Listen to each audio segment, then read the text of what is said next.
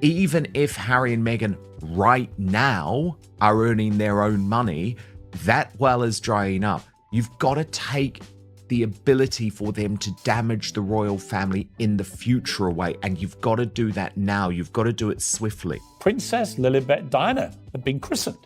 Why would they use a title for their children that represents an institution they loathe so much? This case about whether you think the birth was real, whether you think there was a surrogate, whether you think Meghan was wearing a moon bump. The fact is, Harry and Meghan lied. Buckingham Palace lied on their behalf. There was a complete cover-up. Buckingham Palace might have been moving in silence this whole time, and now it's starting to look real serious.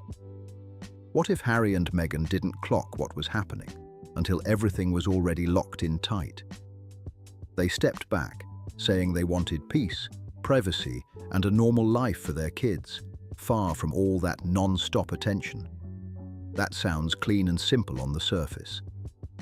But then came the interviews, the documentaries, the public talk, way more than people expected from anyone claiming they wanted space. That's where people start side-eyeing the situation. The message says one thing, but the actions, they're telling a whole different story. They said Archie and Lilibet needed protection from the spotlight, yet their names keep popping up whenever major moments hit. That contradiction stands out, no doubt. Then there's all this talk about struggles inside palace life, while still wanting titles and official status tied to it. It sends mixed signals, loud and clear. And while all this played out, the palace didn't react. No public back and forth, no drama, just straight silence. She was never pregnant at all. Instead, the videos embolden conspiracy theorists. They're calling it Megspiracy, and the pair are being subjected to yet more merciless ridicule. With either Archie or Lily, and it needs to happen. They need to prove that those children, Meghan and Harry, are not entitled to privacy in this matter. And their privacy is trumped by our right to know that no bastard is going to sit on the throne of this country. Harry and Meghan Markle's surrogacy scandal has entered the mainstream media. But that silence wasn't nothing. It moved slow, strategic, and shaped where Archie and Lilibet stand in royal history today in a way that hits way harder than any statement ever could. Before we get into how all this really unfolded, quick favor, drop a like and hit subscribe so you don't miss what's coming next. So what did the palace actually do here? It wasn't loud, not messy, nothing obvious. It was smooth, almost too easy to miss if you weren't paying close attention. Now, to really get what's going on, you've got to rewind way back, over 100 years ago. This isn't some new drama popping up out of nowhere. This is a system that's been locked in for generations, and it doesn't just switch up because someone wants a different ending. Back in 1917, King George V introduced something called the Letters Patent. Sounds official, maybe even a little dull, but this right here is the master key to everything. This document spells out exactly who gets to be called a prince or princess, and it's treated like a strict rule book. No shortcuts, no bending, no exceptions. Here's how it works. First, there has to be royal blood, simple and clear. Second, the birth has to be officially recorded under the crown. Third, there needs to be a formal religious connection through the Church of England. That's it. No flexibility, no special passes, no matter where someone lives or how much attention they pull. Nobody set out to destroy you. You destroyed yourselves in this country with your ludicrous, hypocritical behaviour. Truth be told, what you just said is complete and utter garbage by the British media, the public and the royal family that they've all now abandoned. That's the truth. That it just really kind of boggles the mind. I mean, just for titles, for example. So when Archie was first born, they said they didn't want him to have a title. He was going to be a private citizen. I was like, bravo, you understand. He's not going to be a working member of the royal family. He is going to have to live a normal life, get a normal job. That is fantastic. And then it came out later in the Oprah Winfrey interview. Well, they denied him a title and security because he is a mixed race child. And now look, this system wasn't built to go after anyone specific, not at all. It was designed to stop the monarchy from turning into straight chaos. Think about it for a second. Without clear rules, every distant relative, every high-profile marriage, anyone with even the smallest connection could start claiming their child deserves a royal title. That's not structure. That's a full-on free-for-all. And here's the part people keep missing. These century-old rules carry serious weight. Way more than interviews, streaming deals, or emotional TV moments. The palace doesn't move based on public opinion or whatever's trending this week. It sticks to what's been locked in for generations. Because once you start bending the rules, even just a little, everything begins to slip. One exception turns into another. Then suddenly everybody wants special treatment, and the whole system starts losing control fast. That's how they've survived this long. Order, structure, consistency. Whether people like it or not, that's the foundation, and they're not about to drop it. So when Harry and Meghan made their move, it came off like they believed influence and visibility could actually shift those rules. And that's where things started getting real complicated. But the palace didn't react emotionally, not even a little. They stayed calm, pointed straight back to 1917, and let the system speak for itself. No drama, no back and forth, just quiet confidence in rules that have been standing for generations. Systems don't care about status or spotlight, and those old rules, they carry serious weight, way more than most people ever expected. When you really look at it, this whole situation might have been decided long before it even started. Now fast forward to May 2019. Archie is born. This should have been a textbook royal moment. Big announcement, global headlines, everything polished and running like clockwork, just how people expected. At first, it did look exactly like that. Meghan Markle gave birth to Lily because this is what's called plausible deniability. They want to be able to say, hey, we never claimed that she was our daughter in that announcement. They're legally covering their backs. There's just too many unknowns. And then, of course, we have that the doctor that allegedly delivered Lily quit her practice 2 weeks after giving birth to Lily or delivering Lily. That sentence there is missing. That is a vital sentence that Meghan Markle chose not to put in an official statement because she knows she would get into a lot of legal trouble and she needed plausible deniability. This crisis won't die down until the irrefutable truth comes out. Harry and Meghan playing games that resulted in people unnecessarily questioning things. Again, every toxicity thing is result of them. The palace shared the news, the photos dropped, and the world reacted instantly. But then things took a strange turn, and people caught on quick. Archie's birth certificate didn't stay the same, and the change wasn't small either. Meghan's actual name, Rachel Meghan, was removed completely. In its place, just the title, Her Royal Highness, the Duchess of Sussex.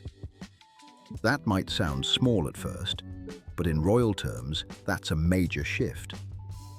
This didn't happen with Diana or Catherine. Their full names stayed on record. No edits, no quiet updates later on. So naturally, people started asking questions, and fast. Why was the name changed? Was it requested? Or was something else happening behind the scenes? The curiosity didn't come out of nowhere. When something breaks from tradition like that, it grabs attention immediately. People began wondering, was this a palace decision? Was it meant to shape how Archie's status looked right from day one? The speculation picked up speed because there wasn't a clear answer. No official explanation, no detailed reasoning, just a quiet change that left everyone guessing. Prince William doubles down. According to multiple sources, it's now a matter of when, not if, he strips Prince Harry and Meghan Markle of their royal titles. Fascinating reporting coming from News Nation, the US news channel, and its head of entertainment, Paula Frolic, who reveals Prince William to change the monarchy forever. And that silence, it only made the situation louder. Because in a system where even the smallest details follow strict patterns for decades, anything different stands out instantly. Think about it. Birth certificates aren't casual paperwork. They're permanent legal records. You don't just go back and adjust them without a serious reason, especially not for a royal baby, where everything is usually precise and handled by the book. Before Archie, everything lined up clean.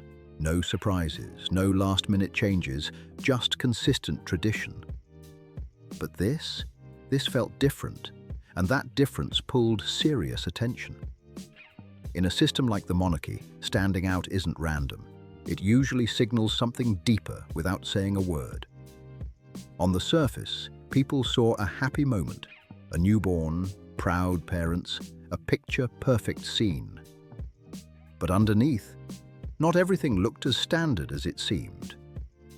If you looked past the headlines and focused on the paperwork, the part most people ignore, something else was quietly unfolding.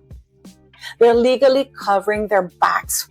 There's just too many unknowns. And then, of course, we have that the doctor that allegedly delivered Lily quit her practice 2 weeks after giving birth to Lily or delivering Lily. That sentence there is missing. A lot of the royal watchers were complaining that they felt like her posts on social media where she barely shows the kids is almost taunting the king, who doesn't know these children, and how unfair this is. The documents were already hinting that Archie's place in the royal structure might not have been as secure as people first assumed. It's like when something shifts quietly, and nobody explains it. You notice, and it sticks with you. That feeling doesn't just disappear. Now, if Archie's situation raised eyebrows, Lilibet's arrival pushed things even further. June 2021, born in California. And right away, everything felt different. No traditional palace announcement, no official notice, none of the usual royal steps people are used to seeing. Instead, the news came straight from Harry and Meghan's team in a simple release. And that was it. Now, for most public figures, that's completely normal. But this isn't just any family. Royal births have always followed a formal pattern, acknowledged in some official way by the palace. That's how it's always been done. But here, nothing followed through the usual channels. No public statement from the Queen at the time, no formal recognition in the traditional format. And this wasn't some small oversight or missed detail. It stood out, and people noticed for a reason. That's where things start getting even more interesting. California Birth Index, and per the website at the californiabirthindex.org, the California Birth Index, or CABI, is a database that stores records of births in California, tracks of birth certificates. Putting her full official name of Rachel Meghan Markle, you can see that the official records show Harry and Meghan have never provided any evidence for that highly incendiary claim. It's not like they haven't had the chance to. After all, they pumped out 6 hours of self-indulgent bilge on Netflix, trashing Britain and the press for its racism. Fewer titles mean there is less of a chance for a degenerate like Prince Andrew, now called Andrew Mountbatten Windsor, to slip through. Which means, as I previously reported, Harry and Meghan will lose their titles, as well as Princesses Beatrice and Eugenie. When the palace officially acknowledges a birth, it's not just a polite gesture, it's a signal. It places that child into a long, detailed historical record, linking them to generations of royal lineage. So when there's no acknowledgement at all, that silence speaks loud. Compare it to other royal births, and the difference shows up fast. When William and Catherine welcomed their children, it was everywhere. Official announcements, public celebrations, a clear message that a new chapter had been added to the institution. Everything was formal, visible, and locked into the system. But Lilibet's birth, it felt completely different. It came across more like a private family moment, something personal and meaningful for Harry and Meghan, but not formally tied into the palace structure. And in that world, silence isn't random. It carries real weight. What it seemed to show was simple. She is their daughter, no question at all. But from an institutional point of view, she wasn't being placed into that formal structure or long-standing record in the same way. Most people didn't focus on it at the time. They saw the photos, heard the name, and kept it moving. But if you understand how much the palace relies on official records, that quiet response said a lot without saying anything directly. This was never about her as a child. It was about where she fits inside the formal system. And Meghan just thinks she's too wonderful to be left out of it, and she will win because she'll go to court if she doesn't keep her title. I don't know, it's very hard. It's very hard to lose your title, but I do really hope that it's taken away. I mean, she's complained for over 6 years now. What a terrible time she had. She was nearly wanted to kill herself. She didn't want to live. Then what trying to get back in there somewhere. Nobody wants her. She's not going to listen to anything she's been told. Meghan's Netflix series, released to the world this morning, is packed with, well, not really revelations, are they? It's sort of rehashed old revelations with a new twist. As it turns out, we've apparently been wrong all along. Britain is a nasty, racist hellhole where only magnificent Meghan stood up to all this and the world's biggest victim. And that silence, it made that distinction feel very clear. This is where things take another turn. The baptism in royal terms isn't just some family event. It carries serious weight. It's a formal link to the Church of England.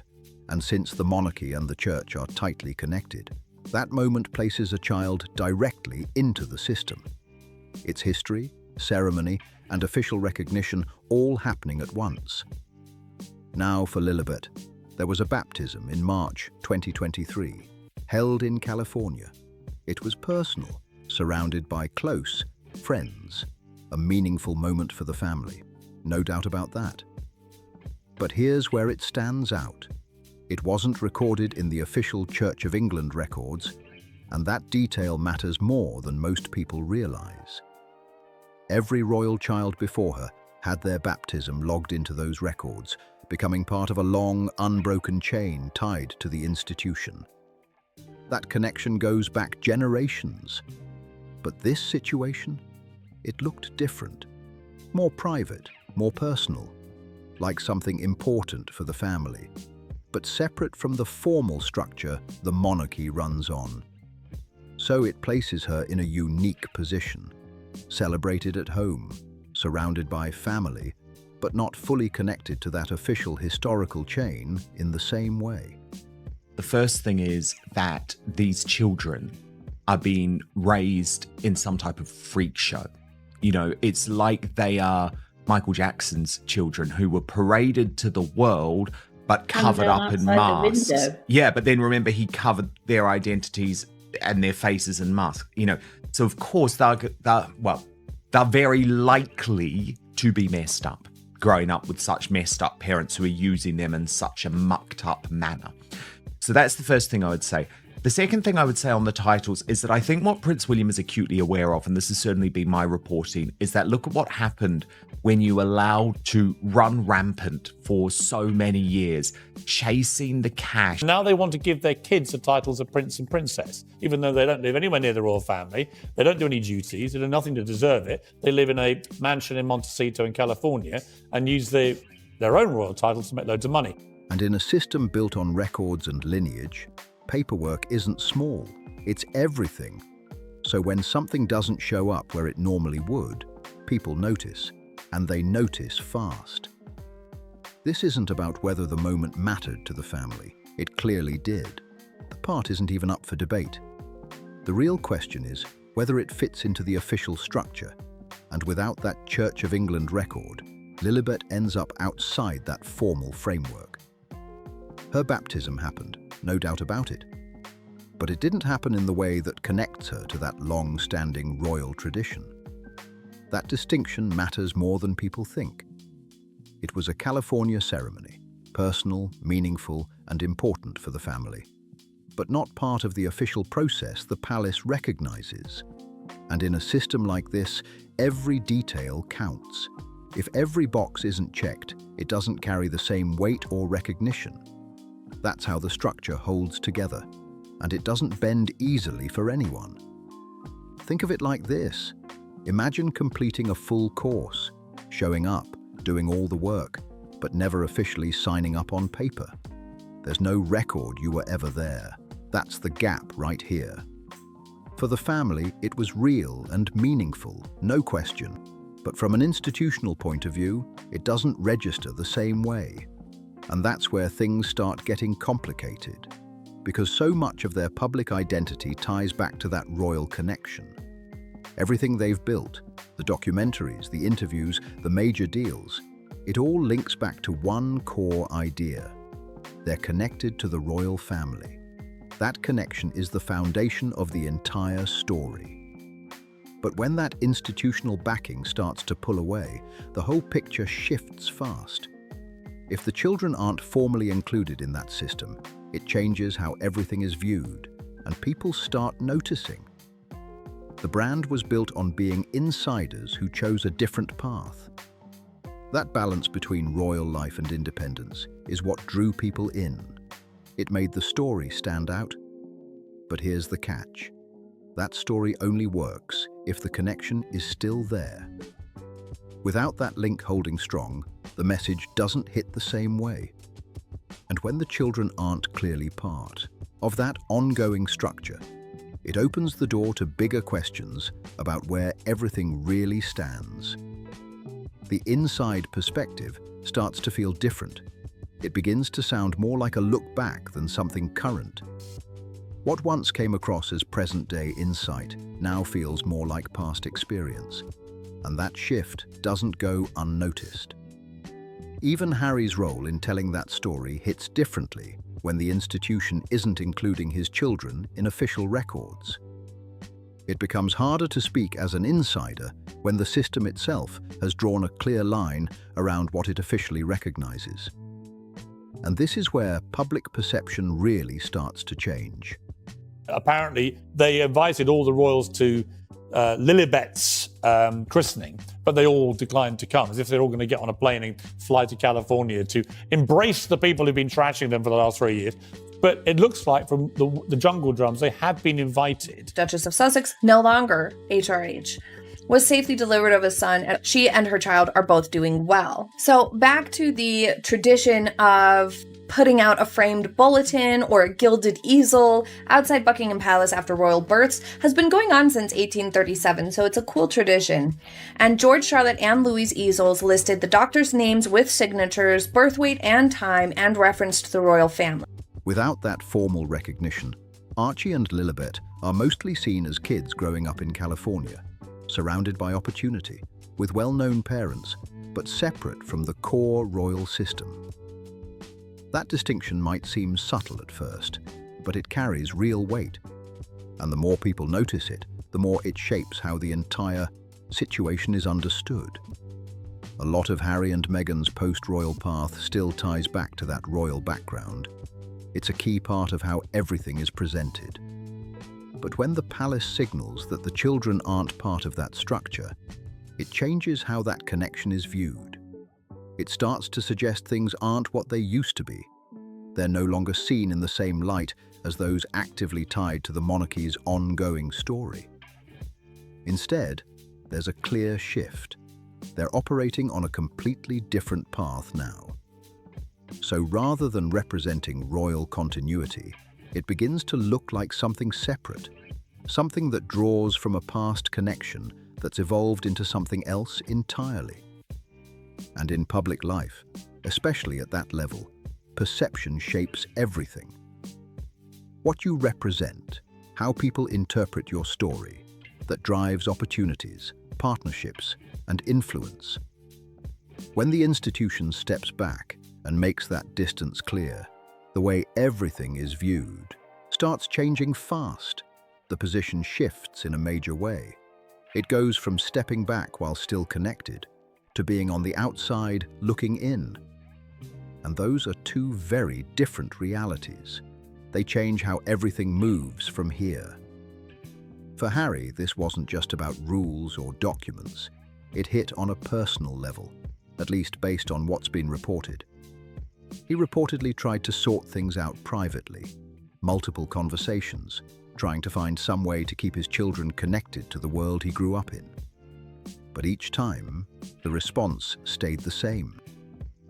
The system is the system, and it doesn't change for anyone. They decide, okay, well, we have to come out and show the baby in some way, but we're not coming out to the street. The filthy masses are not going to have anything to do with our kid.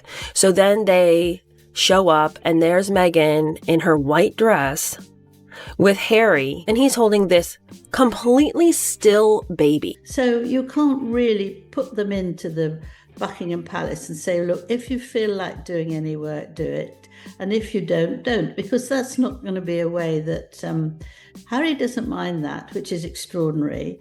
But it's not a way to do that. And I think if they're going to school and you leave them there with a title, Prince and Princess, they're going to get bullied. Now look at it from his side. He spent his entire life inside that structure. He knows what it means to be included, to be part of that long history. And now he's watching his own children placed outside of it. That's not something easy to accept. People close to the situation say it's been a tough position, wanting a different outcome, hoping for some kind of middle ground while seeing firm decisions play out around his family. Because for him, this goes beyond titles. It's about whether his children stay connected to something that shaped his entire life. But from the institution's side, they're looking at it completely differently. The monarchy runs on history, centuries of systems that haven't shifted, patterns that stay locked in place no matter what. And their mindset is simple and firm. Personal situations don't rewrite the framework, and they're standing on that without hesitation. It doesn't matter how someone feels or what outcome they want, the structure stays the same. That's the reality of it. So every time Harry tried to find some middle ground, it only made the gap stand out even more. He's building a new life in California, moving in a completely different way, while the palace keeps following the same long-standing playbook. Those two worlds just don't line up, and that contrast is hard to ignore. What makes it even tougher is that he knows exactly what being inside feels like. That was his life for years, being part of something with deep history and meaning. Now his children are growing up in a completely different reality, and that shift hits hard. And here's the difficult part. This wasn't about effort or how much he cared. The system doesn't run on emotion. It runs on rules that don't change depending on the situation. No matter how much he pushed, it wasn't built to adjust for individual cases. That's what really stands out here. The outcome wasn't decided in the moment. It was already set by how the system operates. Then everything started becoming official.